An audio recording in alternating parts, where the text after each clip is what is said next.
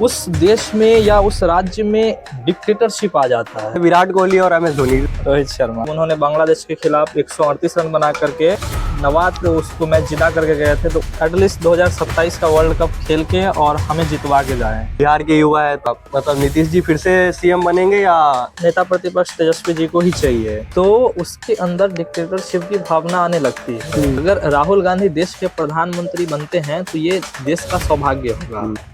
नमस्कार दोस्तों, आपका स्वागत है हमारे चैनल पे। आज हमारे दूसरे पॉडकास्ट में आपका बहुत बहुत स्वागत है। आज हमारे साथ है मेरे बचपन के दोस्त और एक स्टूडेंट और बिहार के एक युवा। तो इनसे आज हम पॉडकास्ट में कुछ बातें करेंगे। अगर आप एक स्टूडेंट हैं तो जरूर ये पॉडकास्ट देखिए। तो नितिन जी, आप कृपया हमारे दर्शकों को अपना परिचय दीजिए। नमस्कार दोस्तों, मैं नितिन झा। मैं फ़िलहाल BSc कर रहा हूँ मिथिला यूनिवर्सिटी दरभंगा से, और मैं अभी BPSC की तैयारी स्टार्ट किया हूँ। और फ़िलहाल मैं एक पार्ट टाइम टीचिंग का काम कर रहा हूँ। तो आपसे हम आज कुछ क्वेश्चन पूछेंगे, तो मैंने आपके लिए कुछ क्वेश्चंस लेके आए हैं। तो पहला क्वेश्चन है कि आपको जब आप पढ़ते थे तो आपको ज़्यादा अच्छा लगता था कि अभी आप पढ़ा रहे हैं कुछ तो आपको ज़्यादा अच्छा लगता है? पढ़ाने में ज़्यादा मज़ा आता है या आप पढ़ रहे थे वो ज़्यादा मज़ा आता है? ऑफिशियली पढ़ने में भी सही लगता है और पढ़ाने में भी सही लगता है, बिकॉज़ अगर हम पढ़ाने के लायक अभी हुए हैं तो कहीं ना कहीं मैं पढ़ा था, सही से पढ़ा था, तभी है कि हमने जाके किसी को पढ़ा रहे हैं, है ना। तो ओवरऑल दोनों 50-50 बोल सकते हैं। तो जब किसी स्टूडेंट ने पहली बार सर बोला होगा तो आपको कैसा लगा था? बेसिकली अगर फर्स्ट टाइम अगर किसी स्टूडेंट ने मेरे को सर बोला तो फर्स्ट टाइम तो यकीन ही नहीं हुआ कि अभी कुछ दिन पहले हम स्टूडेंट थे और अब अचानक से सर कैसे बन गए। तो हमें अपना वो बचपना याद आ गया कि हम जब पढ़ते थे तो हम भी अपने सर को सर बोलते थे, स्कूल जाते थे, तो ये सब चीज़ें बड़ी मिसिंग होती है। कभी आपने बचपन में सोचा था कि आप टीचिंग करेंगे या फिर आपने बचपन में कुछ और ही सोचा था? अभी आप टीचिंग कर रहे हैं, भले आप अभी पढ़ रहे हैं लेकिन अभी आप टीचिंग कर रहे हैं तो कैसा लग रहा है? बचपन में कभी आपने सोचा था टीचिंग करेंगे आप? नहीं, बचपन में तो खैर सोचा नहीं था, बट समय चलता गया, बस वहीं समय की डिमांड भी कह सकते हैं, और कुछ अपना थोड़ा सा प्रोफेशन अच्छा भी लगा, तो सोचे कि चलो। जैसे कि आपके पिताजी भी एक टीचर है। हाँ, तो इसके लिए चलो बोलते हम भी सोचते हैं, देखते हैं पढ़ा के कैसा लगता है, नहीं लगता है। ये पार्ट टाइम टीचिंग का कब सोचा आपने और क्यों? टीचिंग का तो ऐसे सोचा कुछ नहीं था, बट जैसे वही 12th करा, उसके बाद फर्स्ट ईयर में एडमिशन लिया तो ऑफर्स आने लगे, तो मैंने सोचा कि चलो ट्राई करके देखते हैं, है ना। आप एक कॉम्पिटिटिव एग्जाम की भी तैयारी कर रहे हैं, तो उनके बारे में आप हमारे दर्शकों को कुछ बताइए कि आप क्या कॉम्पिटिटिव एग्जाम में किस चीज़ की तैयारी कर रहे हैं? कॉम्पिटिटिव एग्ज़ाम में तो मैं, जैसा कि मैंने बताया कि मैं BPSC की तैयारी स्टार्ट किया हूँ, तो तैयारी करना कोई ये नहीं है कि मतलब आप स्टूडेंट के ऊपर होना चाहिए कि हम किस चीज़ का प्रिपरेशन कर रहे हैं। अगर मेरे को इंटरेस्ट BPSC करने में है, सिविल सर्विसेज में जाने की है, तो हम उसमें जाए, या जिस चीज़ में हो उसमें जाना चाहिए। तो ठीक है, BPSC से हटते, क्योंकि अभी आप BPSC की तैयारी कर रहे हैं, तो अभी आपने एग्जाम दिया है कोई BPSC? नहीं, अभी तक आप एग्जाम नहीं दिया है, तो इस बारे में तो अभी पूछना उतना उचित नहीं रहेगा। तो अभी आगे बढ़ते हैं। और जैसे कि आपको क्रिकेट में बहुत इंटरेस्ट है, पॉलिटिक्स में बहुत इंटरेस्ट है, तो जैसे कि मैं पहले अभी क्रिकेट से स्टार्ट करूंगा, तो मैं आप दो क्रिकेटर का नाम लेता हूँ, आप इसमें से आप एक अपना फेवरेट बताइए। जैसे कि पहला है विराट कोहली और MS धोनी, तो आपने इसमें से आपका फेवरेट कौन है बताइए? रोहित शर्मा। रोहित शर्मा, क्यों? रोहित शर्मा को मैं 2013 से देखता आ रहा हूँ। हालांकि पहले जो क्रिकेट तो मैं 2011 से देख रहा हूँ, और उस समय मेरे फेवरेट क्रिस गेल हुआ करते थे। बट 2013 के चैंपियंस ट्रॉफी के बाद से मैंने रोहित शर्मा को देखना शुरू किया, और उसके बाद से मुझे वो बहुत अच्छे लगने लगे। फिर 2015 के वर्ल्ड कप में मैंने उन्हें देखा, और क्वार्टर फाइनल में जब उन्होंने बांग्लादेश के खिलाफ 138 रन बना करके इंडिया को नवात उसको मैच जिता करके गए थे, तो उसके बाद से मैं उनका फैन बन गया था। अच्छा, उनका कोई एक फेवरेट इनिंग बताइए जो बहुत ज्यादा आपको पसंद है। उनका जो सबसे फेवरेट जो मेरा इनिंग्स हुआ है अभी तक, उनका तो मैंने कितना सारा मैचेस लाइव भी देखा है, हाइलाइट्स भी देखे हैं, बट ओवरऑल उनमें अगर सबसे ज़्यादा मुझे अगर अच्छा कोई उनका इनिंग्स लगा है तो वो दो इनिंग्स में देना चाहूँगा। पहला इनिंग्स तो जो उन्होंने इस 2024 के T20 वर्ल्ड कप में ऑस्ट्रेलिया के खिलाफ खेला था, जिन्होंने 41 गेंदों पे 91 रन बनाए थे, वो मेरा one of the best favourite innings था। जो स्टार्क को मारा था स्टार्क को ओवर में बहुत अच्छा से लथाड़ा था उन्होंने। और जो मेरा दूसरा उनका जो फेवरेट इनिंग्स रहा है वो चैंपियंस ट्रॉफी के फाइनल में रहा है, बिकॉज एक बड़े प्लेटफॉर्म पे बैठ के और एक बड़ा सा रन बनाना और टीम को जीत दिलाना और प्लेयर ऑफ द मैच बनना, दैट वाज ग्रेट। ये अभी 25 वाले चैंपियंस ट्रॉफी, हाँ 2025 वाले चैंपियंस ट्रॉफी के, हालांकि इनिंग्स उनकी बहुत सारी है, अब मैं नाम लेने चला जाऊंगा तो फिर जैसे 264 वाली, 264 वाली, 209 वाली, 208 वाली है ना, तो इनिंग्स बहुत है उनकी।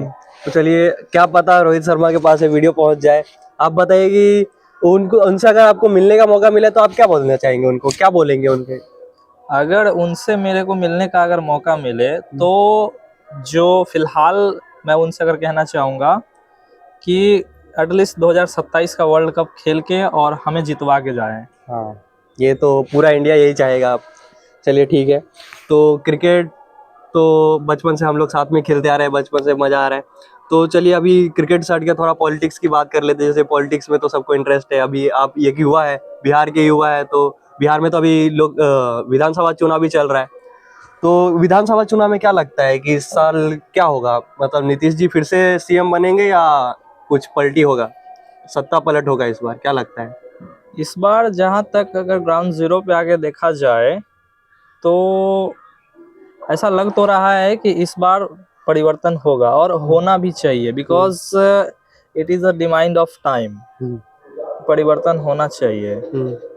क्या लगता है फिर अगले सीएम कौन बनेंगे नीतीश जी के बाद? बात ये, अगले अगर सीएम ऑथेंटिकली अगर देखा जाए तो बनना नेता प्रतिपक्ष तेजस्वी जी को ही चाहिए।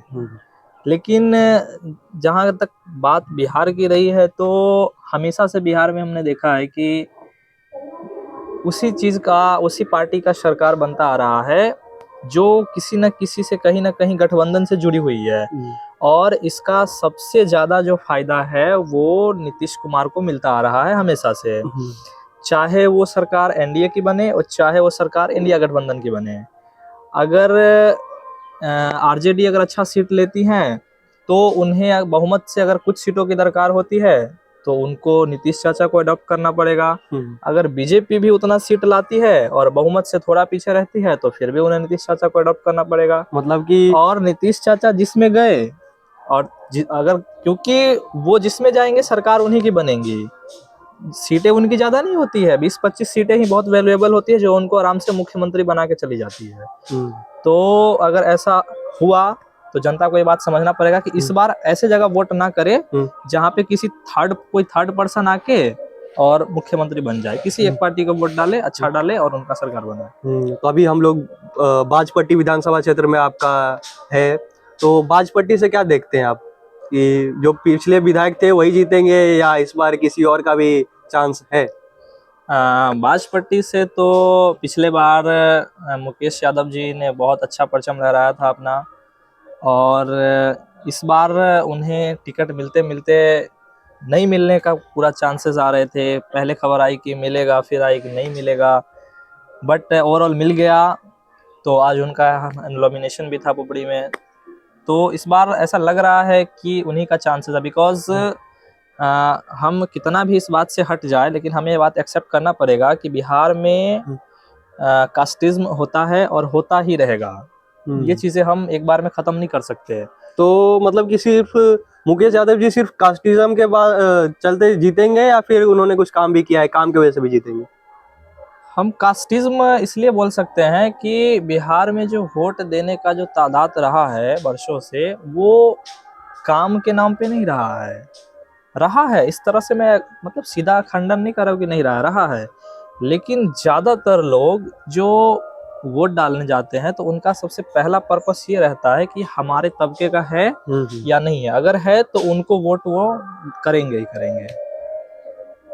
ठीक है। तो इससे पहले कि मैं केंद्र की राजनीति की तरफ जाऊं, मैं अपने गांव की राजनीति के बारे में पूछना चाहता हूं कि जैसे कि आप गांव में रहते हैं, मैं तो फिलहाल नहीं रहता गांव में, लेकिन आप ज़्यादा अच्छे से जानते हैं कि गांव में क्या चल रहा है। तो गांव की राजनीति के बारे में बताइए कि मुखिया जी जो है पिछले 10 साल से मुखिया बने हुए हैं, वो सही काम कर रहे हैं कि उनके बारे में कुछ बताइए, क्या चल रहा है गांव में? पिछले हमारे इधर जो 10 साल से मुखिया जी रहे हैं, वो उनका काम तो जो उनसे पहले रहे हैं उनसे तो हालांकि ठीक ही रहा है। जैसे कि हमारे इधर गांव में रोड बनने का और भी बहुत सारी चीजें हैं, जो पहले था वो बहुत बद से बदतर था, बट उनके कंपैरेटिवली इनका ठीक है। बट बात यह है कि यहाँ और ठीक होना चाहिए था, लेकिन ओवरऑल हम पहले से अच्छा कहेंगे, लेकिन अच्छा नहीं कह सकते, पहले से अच्छा बोल सकते हैं। मतलब कि पहले से अच्छा है, लेकिन जिस स्तर पे होना चाहिए था उस स्तर पे नहीं हुआ है ना। ठीक है, तो चलिए गांव की राजनीति में उतना डिटेल में नहीं जाएंगे, क्योंकि हमारे दर्शकों को उतना पता नहीं होगा कि हम हमारे गांव के नहीं होंगे। तो चलते हैं केंद्र की राजनीति पे, क्योंकि केंद्र की राजनीति पूरा इंडिया की है। तो केंद्र की राजनीति पे क्या ख्याल है आपका? क्या चल रहा है केंद्र की राजनीति में? क्या आपको क्या लगता है कि अगले पीएम राहुल गांधी बन सकते हैं या नहीं बन सकते हैं, या अभी के पीएम के ऊपर क्या ख्याल है आपका? अगर बात हम अभी के पीएम पे कर लेते हैं, तो एक बड़े अच्छे आदमी ने बड़ी अच्छी लाइन कही थी कि अगर हम कोई एक चीजों पे डिपेंडेंट हो जाते हैं या हम हर कुछ उसे मान लेते हैं, तो हमें उस चीज की आदत लगनी शुरू हो जाती है और हम अंदर से कमजोर हो जाते हैं। तो कुछ यही चीज हमारे इस गवर्नमेंट के थ्रू हो रहा है कि अगर आप एक आदमी को बहुत मौके देने लगोगे ना, तो उस देश में या उस राज्य में डिक्टेटरशिप आ जाता है, क्योंकि उन्हें ये लगने लगता है कि अब हमें कोई डिफीट नहीं कर सकता, है ना। तो अगर आप कोई इंसान को ये फील हो जाए कि अगर हमें कोई डिफीट नहीं कर सकता, तो उसके अंदर डिक्टेटरशिप पलने लगती है, जो कि हम आप साफ देख सकते हैं। अगर स्टूडेंट्स या इवन तक हमने आर्मीज को देखा है कि अगर वो प्रोटेस्ट करने जा रहे हैं, अपना हक मांग रहे हैं, तो उन्हें लाठियों से दौड़ाया जा रहा है ना। ये बात दिल्ली में कुछ दिन पहले की बातें हैं, एसएससी रिफॉर्म्स पे कुछ स्टूडेंट्स इवन टीचर्स भी प्रोटेस्ट करने गए थे। बस उनकी छोटी सी डिमांड थी कि एसएससी में जो रूल्स लाए गए हैं उसमें कुछ रिफॉर्म्स की जरूरत है, कुछ ऐसी चीजें हैं जो स्टूडेंट्स के हित में नहीं है। उसके लिए वे लोग आंदोलन करने गए और उन्हें बेरहमी से पीटा गया और उन्हें बस में भर करके ले जाया गया, जेल में डाला गया। और जब उसके कुछ दिन बाद जब आंदोलन करने की कोर्ट ने मंजूरी दी, तो उन्होंने कहा कि 10 बजे से लेकर के 5 बजे तक की टाइम मिलेंगी, उसके बाद नहीं मिलेंगी। तो ये कैसा लोकतंत्र है? रैली कभी भी हो सकती है, हर कुछ सारी एक्टिविटीज किसी भी समय हो सकती है, तो प्रोटेस्ट 5 बजे के बाद क्यों नहीं हो सकती है? चलिए, तो क्या लगता है अगले पीएम राहुल गांधी के ऊपर क्या ख्याल है? पहले आप बताइए कि राहुल गांधी कैसे हैं, राहुल गांधी के ऊपर क्या ख्याल है आपका? पर्सनली अगर मेरा ख्याल देखा जाए तो I always support educated person, and Rahul Gandhi की बात अगर एजुकेशन की करे, तो ये पूरे इंडिया में जो भी लोग पढ़े लिखे हैं, शिक्षित हैं, वो इस बात को बेहतर तरीके से समझते हैं कि एजुकेटेड होना और एजुकेटेड दिखाना में कितना अंतर है। वो एजुकेटेड है जरूर, लेकिन कभी उन्होंने इस बात को दिखाया नहीं कि हम एजुकेटेड हैं या हम क्या है। उनकी ये खासियत मुझे बहुत अच्छी लगती है, वे डाउन टू अर्थ आदमी है। ऐसा नहीं कि हम बड़े लोग हैं, हालांकि उनका पूरा घराना ही प्राइम मिनिस्टर से भरा रहा है, लेकिन वो फिर भी जमीन पे आके लोगों से मिलते हैं। ऐसा उनके पास कोई वो नहीं है कि हम नहीं जाएंगे, हम वैसा करेंगे, हम प्रधानमंत्री बनने वाले, ऐसा कुछ सीन नहीं है उनके साथ। जैसे आपने एजुकेशन की बात की, तो मैं एक छोटा सा सवाल पूछना चाहूंगा। जैसे कि अभी बीच में प्रधानमंत्री के डिग्री के ऊपर बहुत सवाल उठे थे। जैसे कि उन्होंने बोला है कि उन्होंने बीए एमए किया है, पर उनकी डिग्री जब कोर्ट से मांगी गई तो कोर्ट ने ऑर्डर दिया कि डिग्री दिखाने के लिए, लेकिन जो कॉलेज है उनका दिल्ली यूनिवर्सिटी आई थिंक, उन्होंने मना कर दिया दिखाने से। तो इसके ऊपर क्या ख्याल है कि क्या उन्होंने सच में बीए किया है, या फिर जो बोलते थे कि मैं तो भिक्षा मांग के खाता था, तो क्या वो सच में कर पाए होंगे, या फिर उन्होंने ऐसा फेक डिग्री बनाया है? क्या बताए क्या बातें अगर डिग्री की करें, तो एक हमारे बिहार में एक उभरते एक नेता रहे हैं प्रशांत किशोर जी, तो उनसे सवाल पूछा गया था कि आपने अपनी 10वीं और 12वीं कब किया, तो उन्होंने खुलेआम कह दिया था कि मैं 1991 में 10वीं और 1993 में 12वीं किया हूँ। तो अगर हमारे मोदी जी से अगर पूछा जा रहा है कि आपकी डिग्री क्या है, तो उन्हें दिखाने में कैसी हर्ज है? हाँ, ये तो बहुत सही है। अगर मुझसे कोई पूछे कि आपने 10th और 12th कब करा है, तो मैं बोलूंगा ना, मैं 2022 में 10th किया हूँ और 2024 में 12th किया हूँ। तो मुझे तो कोई दिक्कत नहीं है, बिकॉज मैंने किया है, और मुझसे कोई पूछे तो मैं आराम से बता सकता हूँ, इसमें कोई बड़ी बात नहीं है। अगर हम नहीं दिखा रहे हैं तो अगर हमने किया है और हम नहीं दिखा रहे, तो इसका मतलब है कि हमें कोई ना कोई त्रुटि है। तो ऐसा भी तो हो सकता है कि मतलब कि जो उनके कॉलेज, जहाँ कॉलेज में उन्होंने किया, वो कॉलेज वाले भी दिखा सकते हैं कि हाँ हमारे यहाँ से उन्होंने किया, क्योंकि ये तो बहुत ही गर्व की बात है कि एक सिटिंग प्राइम मिनिस्टर हमारे इधर से पढ़ के गए हैं। इस बारे में क्या ख्याल है आप, कि क्या कॉलेज कॉलेज दिखाने को दिखा सकती है, लेकिन जैसा कि हमने अभी थोड़ी देर पहले कहा ना, कि अगर हम किसी एक इंसान को या एक नेता को अगर वोट देते चले जाते हैं, तो उसके अंदर डिक्टेटरशिप की भावना आने लगती है, और वो ये चीजें कतई नहीं होने देंगे। तो चलिए अभी वापस से राहुल गांधी जी के ऊपर आते हैं। तो क्या लगता है आपको कि राहुल गांधी हमारे नेक्स्ट पीएम है, फ्यूचर पीएम है, या उनके अंदर या फिर कोई और है जो हमारे अगले पीएम के कैंडिडेट हो सकते हैं? फिलहाल तो जो मुझे दिख रहा है, अगर राहुल गांधी देश के प्रधानमंत्री बनते हैं तो ये देश का सौभाग्य होगा कि एक इतना अच्छा एजुकेटेड, युवाओं की बात करने वाला, युवाओं की सुनने वाला, ना कि युवाओं पे लाठी मारने वाला, एक वैसा नेता अगर हमारा प्रधानमंत्री बनता है तो ये हमारे देश के लिए गर्व की बात है। जैसे कि राहुल गांधी जी ने जो बीजेपी है या इलेक्शन कमीशन है, उनके ऊपर बहुत सारे आरोप लगाए, जैसे वोट चोरी का या वोट में धांधली का। तो उस बारे में क्या ख्याल है आपका? क्या लगता है कि सच में वोट चोरी हुआ है, या उन्होंने बस ऐसे ही इलेक्शन के नाम पे, या इलेक्शन आ रहा है इसलिए वो ऐसा बस बोल रहे हैं? अगर बात वोट चोरी पे कर ले, तो जैसा कि आपने देखा होगा कि राहुल गांधी ने सरेआम प्रूफ के साथ दिखाया, उन्होंने इलेक्शन कमीशन से सवाल किया कि एक घर है जिस घर से शायद 80 या 86 वोटर्स आए हैं, और जब उस घर को विजिट किया गया तो उस घर में बस एक कमरा था, और एक कमरे में मैक्सिमम आप 50 लोग को एडजस्ट कर सकते हैं, मैक्सिमम। ये भी जनरली देखने को मिलता नहीं है कहीं भी, बट फिर भी मैक्सिमम 50 या 60 भी कर सकते हैं, है ना? हाँ, और एक दिन कर सकते हैं, 2 दिन कर सकते हैं, 4 दिन कर सकते हैं, पर डे इतने दिन नहीं कर सकते हैं कि वहां के लोगों को वहां की नागरिकता मिल जाए और वहां का वोटर आईडी बन जाए। चलिए, ये बात की बात है। कई सारे ऐसे फर्जी वोटर्स का नाम आया, जिनके पिताजी का नाम, जिनके माताजी का नाम, या स्वयं वोटर्स का नाम का लेटर ABCD YJKLMFDH इस तरह का नाम लिखा हुआ, किसी का फोटोज नहीं है, किसी का एड्रेस नहीं है। इन सब के बावजूद जब इलेक्शन कमीशन से सवाल किया गया, तो उनका जवाब आता है कि क्या हम अपनी माताओं और बहनों का CCTV फुटेज जनता के साथ साझा कर सकते हैं क्या? तो चलो, बड़ा प्रोडक्टिव बात था, अच्छी बात है, नहीं करना चाहिए था। लेकिन अगर उसके बाद उपराष्ट्रपति जी का चुनाव अगर होता है वहां पे, तो जो हमारी सांसद है कंगना रनौत जी, वो वोट डाल जाती है, तो उनका CCTV फुटेज सरेआम साझा किया जाता है और सबको दिखाया जाता है। तो फिर चुनाव आयोग से मैं पूछना चाहूंगा कि यहाँ पे अपनी माताएं या बहनें का फोटो कैसे साझा कर दी? यहाँ भी तो नहीं करनी चाहिए थी। वो तो देश की लीडर है, उनको पूरा सांसद है, उनको पूरा देश संभालना है, उनको अपना क्षेत्र संभालना है, तो उनका फोटो तो और नहीं साझा करना चाहिए था, तो उनका कैसे कर दिया? ये भी बात सही। नहीं, क्या आपको ऐसा नहीं लगता कि अगर जब साझा ही नहीं करना है तो फिर CCTV लगा के खर्चा क्यों करते हैं? ये बात क्या, इस बात पे क्या करना है आप? साझा, ये भी बात है, CCTV कैमरा फिर मत लगवाइए। हाँ, अगर आपने कहा कि हाँ हम CCTV इसलिए लगवाते हैं ताकि हम चुनाव में पारदर्शिता चाहते हैं, तो आप पारदर्शिता, ये कैसी पारदर्शिता है? जब आप लोगों को पारदर्शिता की मांग करने पे उनकी मांगे पूरी नहीं कर पा रहे हैं, तो ये तो पारदर्शिता नहीं हो सकती है। मतलब CCTV कैमरा आप खुद के देखने के लिए लगा रहे हैं। ये भी है। तो ठीक है, अभी कुछ रैपिड फायर क्वेश्चन पूछ लेते हैं, फिर उसके साथ इसका अंत करते हैं इस पॉडकास्ट का।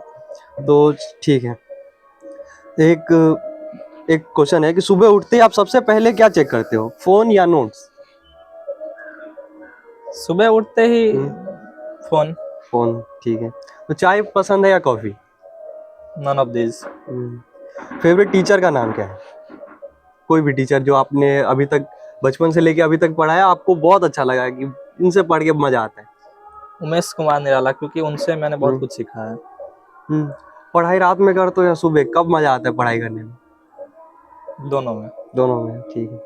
नोट्स नोट्स लिखना पसंद है या स्क्रीनशॉट ले लेते हो फोन से? और नहीं, नोट्स लिखना पसंद नोट्स लिखना पसंद है, ठीक है। अगर एक दिन के लिए सीएम बन जाओ तो क्या करोगे? बिहार के सीएम बन के क्या करोगे एक दिन के लिए? है। जहाँ तक हो पाएगी वहाँ तक शिक्षा व्यवस्था को ठीक करने की कोशिश करूंगा, क्योंकि शिक्षा व्यवस्था अगर ठीक हो तो सब चीजें ऑटोमेटिकली ठीक हो जाती है। ठीक है, ये तो राज्य स्तर की हो गई। अभी मैं गांव स्तर की बात कर रहा हूँ कि अगर एक दिन के लिए मुखिया बन जाओगे, एक दिन क्या, अगर एक मतलब एक अपने फुल टाइम के लिए, जैसे 5 साल के लिए अगर आप मुखिया बन जाओ तो आप क्या चेंजेस करना चाहोगे अपने गांव में? गांव में जो हमारे विद्यालय हैं, जहाँ पढ़ाई अच्छी नहीं हो रही है, ये बात सब जानते हैं, पहले तो उनको ठीक करने की कोशिश करूंगा। गांव में स्वास्थ्य का व्यवस्था कैसा है उनको ठीक करने की कोशिश करूंगा, बस यही सब। कॉम्पिटिटिव एग्जाम में सबसे टफ क्वेश्चन, सबसे टफ सब्जेक्ट कौन सा लगता है आपको? टफ सब्जेक्ट तो मेरे नज़र में ऐसे कोई नहीं है, लेकिन एक सब्जेक्ट जिसको आप बोल सकते हो, अगर आप इनफ टाइम नहीं दोगे तो वो हार्ड लगने वाला है, तो वो केमिस्ट्री है। केमिस्ट्री, हाँ। केमिस्ट्री फिजिक्स भी मेरे को बहुत थोड़ा हार्ड लगता है। ठीक है, तो एक अब मतलब आप, एक और क्वेश्चन है कि फ्री टाइम में क्या करते हो? आप फ्री टाइम मिलता है तो आप फ्री टाइम में सबसे ज्यादा क्या करना पसंद करते हो? फ्री टाइम में जैसे लाइक कुछ एक्स्ट्रा करने की कोशिश, जैसे कुछ नई चीजें बनाना या कुछ नया ट्राई करना खाने में, या कहीं घूमने जाने। खाने में नॉनवेज ज्यादा पसंद है या वेज? पहले तो नॉनवेज था, बट अब टोटल वेजिटेरियन हूँ, हाँ, तो वेज मतलब ही अभी अच्छा आपने लगता है। नॉनवेज छोड़ दिया। छोड़ रखा है। तो फेलियर से क्या सीखते हैं? अगर आपने कभी, आपको कुछ मतलब कुछ फेलियर अगर जिंदगी में आता है तो उनसे क्या सीखने को मिलता है, और कैसे सीखते हैं आप उससे, और कैसे आगे बढ़ते हैं? फेलियर से जो सबसे बड़ी बात हमें सीखने को मिलती है कि उसने क्या किया है जो वो फेलियर कहला रहा है, तो बस वो पॉइंट्स हमें नोट करके वो चीजें नहीं करनी है। मतलब कि कोई आपने अगर कोई ऐसा बुक पढ़ा हो अलग, जो हमारे सिलेबस से अलग रहता है, तो उसमें से अगर आप कौन सा भी एक बुक हमारे दर्शकों को, या फिर जो स्टूडेंट अगर कोई देख रहे हैं तो उनको सजेस्ट करना चाहेंगे, कौन सा एक सब्जेक्ट है जो आप, मतलब सब्जेक्ट बोल रहा हूँ, कौन सा एक बुक है जो सजेस्ट करना चाहेंगे? वैसे तो बुक बहुत सारी हैं जो हमें पढ़नी चाहिए इसमें, लेकिन उसमें सबसे अच्छा बुक जो मुझे लगा वो विंग्स ऑफ फायर, जिसे अग्नि की उड़ान कहते हैं, जो एपीजे अब्दुल कलाम ने लिखा है। बहुत अच्छी किताबें हैं। ठीक है। ठीक है, फिर आप हमारे दर्शकों को कुछ टिप्स या कुछ आपने जो दिल की बात है अगर बोलना चाहे, कुछ भी आप जो भी बोलना चाहे उसके साथ हम इस पॉडकास्ट का अंत करेंगे। कुछ भी आप बोलिए हमारे दर्शकों को। दिल की बात तो नहीं, रुकिए, इससे पहले कि आप बोले, आप मेरे बारे में कुछ बोलिए, उसके बाद आप आगे की वही लाइन दिल बोलिए। की बात में हम आप ही के बारे में कहना चाह रहे थे। बस दिल की बात यही है कि अपना भाई है, भाई का यूट्यूब चैनल है, उसको सब्सक्राइब करिए, उसको लाइक करिए, अपने दोस्तों के साथ शेयर करिए, उस पर कमेंट्स करिए आप, क्योंकि आपका जो रिव्यू है इनके लिए बड़ा मोटिवेशनल होगा। आप अगर अच्छा रिव्यू दोगे तो वो उस फील्ड में आगे जाएंगे, अगर आप गलत रिव्यू दोगे तो उस फील्ड से खुद को पीछे खींच लेंगे, क्योंकि वो आपके लिए वीडियो बना रहे हैं। तब आप जब तक कमेंट नहीं करोगे तब तक इन्हें पता नहीं चलेगा कि ये इनका परफॉर्मेंस कैसा है। तो इसलिए कमेंट जरूर करें, और शेयर बिल्कुल भी ना करना भूलें। शेयर जरूर करें ताकि ये वीडियो आपके थ्रू किसी और के पास भी जा सके और इनका व्यूज बढ़ सके। चलिए, थैंक यू, बहुत मजा आया आपके साथ, हमेशा की तरह बहुत ही ज्यादा मजा आया आपके साथ बातचीत करके। चलिए, तो मिलते हैं अगली वीडियो में, तब तक के लिए बाय, जय हिंद, जय भारत, नमस्कार।